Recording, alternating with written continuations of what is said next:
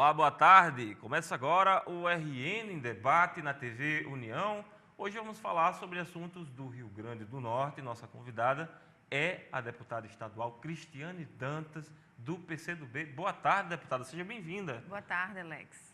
Boa tarde. Deputada, a senhora é estreante na Assembleia Legislativa, entretanto já tem direcionado o seu mandato para pelo menos dois campos bem nítidos. Assim. O primeiro é uma preocupação que a senhora demonstra ter em relação às políticas públicas para as mulheres, né? E esse é o primeiro tema que eu gostaria de abordar com a senhora. Primeiro, o que é que lhe leva, o que é que lhe atrai para esse tema e o que é que a senhora acha que é possível fazer como deputada estadual para contribuir para a melhoria do tratamento que se dá à mulher, sobretudo as discriminações, a violência doméstica, que a mulher é tanto vítima ainda nos dias de hoje, lamentavelmente. Bom, primeiro eu acho que a violência contra a mulher e as políticas públicas para as mulheres é um tema o qual a mulher se preocupa com isso. Então, nós temos uma bancada pequena na Assembleia, só sou eu e a deputada Márcia Maia. Duas deputadas. É uma realidade política do Brasil, que as mulheres ainda é uma grande minoria, embora que somos mais de 50% da população, mas a representação política ainda é minoritária. Então, é um tema que eu me preocupo justamente por isso, porque eu vejo que as mulheres têm mais sensibilidade de defender as mulheres. Perfeito. E esse é um outro problema. A senhora, obviamente, tocou num ponto assim, que precisa, inclusive, ser melhor trabalhado pela sociedade brasileira, né? A senhora atribui, por exemplo, a poucos avanços, a sociedade tem avançado nessa questão de melhorar o tratamento e a cultura que se tem de relacionamento, sobretudo entre homens e mulheres, ou estamos parados no tempo? É preciso realmente mover a roda para que a gente tenha um tratamento igualitário e mais respeito, sobretudo, às mulheres? Eu acho que tem avançado, mas ainda é pouco, né? Precisamos avançar mais. Por exemplo, questões salariais. Hoje as mulheres ainda exercem mesmo alguns cargos que têm salários diferenciados dos homens, mesmas funções, cargos de confiança, cargos em empresas até mesmo multinacionais, e ainda tem essa diferença salarial. Então, isso é uma cultura, né, que precisa ser derrubada, que precisa ser avançada. Né? Por que a mulher precisa ser igual ao homem? Porque nós somos iguais perante a lei. Então, por que ter essas distinções, né? Nós temos... A mulher tem, muitas vezes, mais atribuições do que o homem. É mãe, é dona de casa, dá conta do trabalho, tripla jornada de trabalho, muitas vezes. Então, eu acho que é mais do que merecido. Eu fiz essa pergunta para provocar, mas eu sei que a mulher é fantástica, né? E tem, de fato, hoje se desdobrado bem mais do que muitos homens. Na questão da violência doméstica, a senhora tem acompanhado dados, tem algum tipo de estatística? Aqui no Rio Grande do Norte, especificamente, ainda é alto o índice de mulheres que sofrem violência doméstica? As estatísticas apontam que ainda é alto, principalmente as mulheres dependentes financeiramente dos companheiros. Aquelas mulheres que não trabalham, que são mães, donas de casa, que têm aquela situação, né, de dependência financeira do companheiro, dos filhos. Então, muitas vezes elas são agredidas, mas elas continuam naquela condição de submissão, né, porque falta um amparo, falta um lugar onde elas possam ser acolhidas e orientadas. Tem as delegacias das mulheres, né, que fazem esse trabalho, mas não tem essa estrutura. Como é que está hoje o quadro de estrutura para o acolhimento da mulher, sobretudo no que toca às delegacias? Bom, aqui no Rio Grande do Norte. Existem 3 delegacias, as DEANs, né, Delegacia das Mulheres.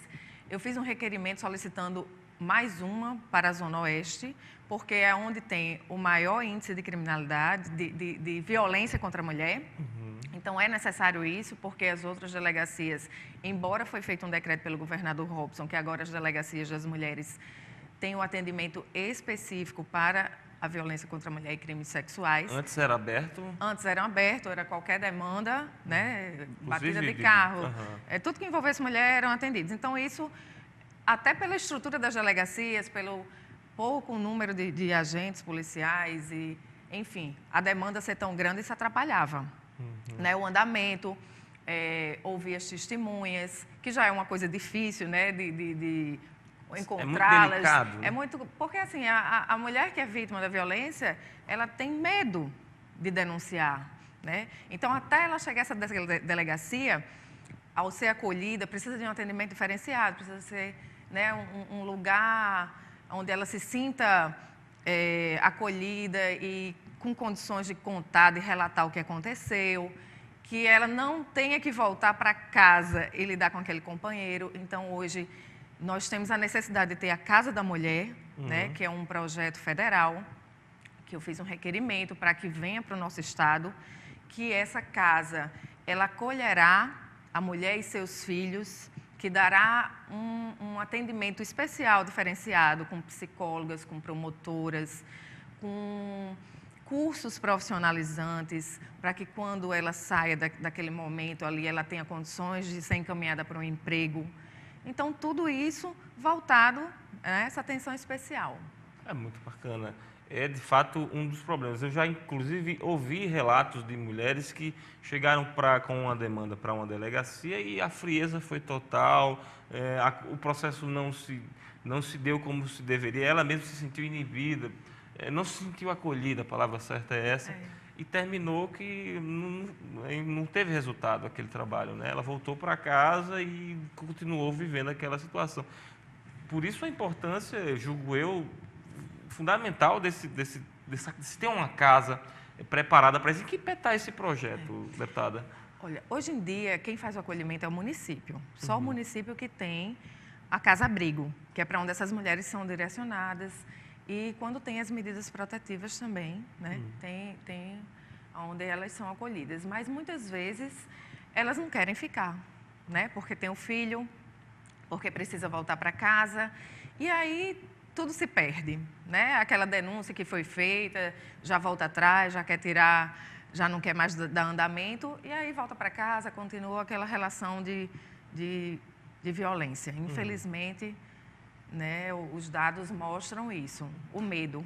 Aqui no Rio Grande do Norte, o governador Robson Faria nomeou uma secretária extraordinária da mulher, e a expectativa que nós temos é de que haja uma política voltada para isso. A senhora, obviamente, tem acompanhado isso aí. Como é que está o tratamento do governador, do governo do Rio Grande do Norte, especificamente as políticas públicas das mulheres? Bom, estava no plano de governo de Robson e ele cumpriu assim que assumiu, que foi essa Secretaria Extraordinária para as Mulheres. A secretária Tereza está à frente, uma pessoa focada, determinada, que busca, que vai atrás de projetos, que participa de reuniões, que viaja, vai para Brasília e está trazendo o que está acontecendo, né, a nível federal, está buscando projetos para implementar aqui no Rio Grande do Norte, para que a gente consiga trazer políticas públicas para melhorar a vida das mulheres. É o que todos nós esperamos. Vamos acompanhar, deputada. Deputada, um outro item que a senhora tem se destacado, assim, que tem buscado pautar o seu mandato, é uma preocupação fundamental com o Instituto Técnico Científico de Polícia, até porque a senhora já foi diretora do órgão, presidiu aquele órgão, conhece a realidade e, mais que isso, sabe a importância do Instituto, sobretudo dentro do trabalho de criminalística, investigação criminal, solucionar crimes que ocorrem no Rio Grande do Norte. Inclusive, há um déficit muito grande de crimes não solucionados. Isso é um problema nacional, mas aqui no Rio Grande do Norte, no Nordeste geral e no Rio Grande do Norte em particular, tem um agravante. Como é que está hoje o ITEP e o que é que a senhora tem buscado fazer para que o órgão ele ganhe a sua importância, a sua dimensão, a sua relevância? Bom, como você já disse, é um órgão fundamental, né, principalmente para dar suporte à Polícia Civil. As perícias, materializar, né, as situações que são encontradas nos crimes. Então, para que isso aconteça, nós precisamos pontuar algumas coisas que estão sendo necessárias. Eu fiz um requerimento solicitando o Estatuto do ITEP para viabilizar um futuro concurso público, porque hoje o quadro do ITEP, nós não temos médicos legistas suficientes para fechar uma escala de plantão, nem em Natal, nem em Caicó, nem em Mossoró. Para o nosso telespectador entender, o que vem a ser o estatuto, um estatuto? O estatuto seria para pontuar as obrigações, né, direitos e obrigações, cargos e salários e também as funções. No caso, é um estatuto voltado para o servidor. Para o servidor, porque nós precisamos hoje tanto de médico-legista, como de necrotomistas, como de psicólogos, psiquiatras forenses, porque nós temos um psiquiatra em Natal para atender todo o estado. Então, hoje, estão sendo marcados os exames que a Justiça fica esperando por esses laudos para daqui um ano. Então, é uma demora, isso acarreta uma demora. Fica muito mais lento o processo, né? Tanto da Polícia Civil como da Justiça, que precisa desses laudos. Então, isso é muito prejudicial para a segurança pública. Então, esse requerimento que eu fiz pede a celeridade nesse Estatuto do ITEP, que seja enviado para a Assembleia para ser votado. Eu peço também uma estrutura de um projeto para que possamos buscar recursos junto ao governo federal, num programa que é o Brasil Mais Seguro, para que essa estrutura do ITEP seja direcionada, né? Uma nova estrutura onde funcione a criminalística, onde funcione a identificação e onde funcione a medicina legal. Porque hoje, ali no bairro onde funciona, não tem mais para onde crescer. Ribeira. A estrutura é um prédio acanhado, antigo, né? É precária. Enquanto eu estive lá, a gente tentou fazer várias modificações, estrutura até de fiação, onde a gente não tem como colocar equipamentos modernos, onde foram conseguidos em projetos com o governo federal. O laboratório de DNA forense, que não temos ainda aqui, que é muito importante, porque hoje, quando se precisa de um exame de DNA, tem que mandar os peritos para outro estado, para Pernambuco, para Fortaleza, para Salvador. Então, tudo isso é só prejuízo para o estado, né? É preciso fazer um grande investimento, mas que o estado vai colher os frutos futuramente. Futuramente, um futuro bem próximo, eu espero. Em relação ao programa Brasil Mais Seguro, nós acompanhamos com expectativa a concretização desse programa desde a gestão passada, que é quando as tratativas iniciaram. Há uma perspectiva real para quando a gente deva ter algum investimento concreto no ITEP com recursos advindos desse programa, deputada? Bom, o primeiro passo é o estado fazer o projeto, né? Porque sem um projeto... Nesse passo aí. Sem um projeto, a gente não consegue os recursos. Então, eu fiz o requerimento solicitando a secretária Kalina que seja feito esse projeto para ser enviado a Brasília para a gente conseguir esses recursos. Eu conversei com a senadora Fátima, semana passada, e ela me pontuou que a gente tem que fazer isso o mais urgente possível, porque vão estar sendo designados aqui os recursos, né?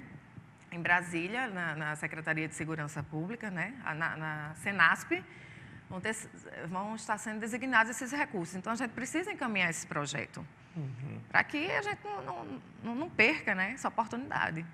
E aí já se esbarra no outro problema que nós temos aqui no Rio Grande do Norte, que é a carência de projetos, né, de técnicos, inclusive, para a elaboração desse projeto. Você tem notícias, deputada, se o governo Robson tem alguma iniciativa no sentido de mudar esse quadro? Porque nós sabemos que sem projeto nós não conseguimos recursos, né? Não. Mas, e aí?